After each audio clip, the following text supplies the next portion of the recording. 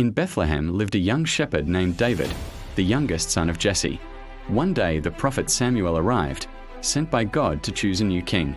Jesse presented his older sons, strong and impressive, but none were chosen. Finally, the youngest was called in from tending sheep. God told Samuel that this was the one. Oil was poured over David's head, and from that day forward, God's Spirit was with him. Years later, Israel faced a terrifying enemy, a giant warrior named Goliath. Day after day, the giant mocked Israel and challenged them to send a champion to fight him. No soldier dared accept.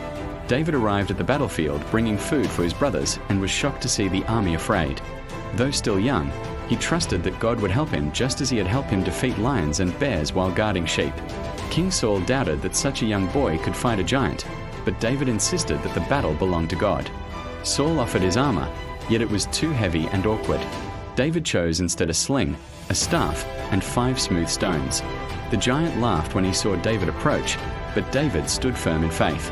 A single stone flew from his sling, struck the giant's forehead, and the mighty warrior fell. The army rejoiced, for victory had come through courage and trust in God. After this, David became known throughout Israel.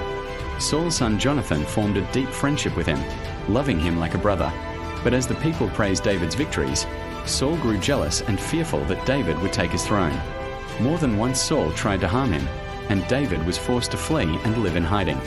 One day David found Saul alone and vulnerable in a cave.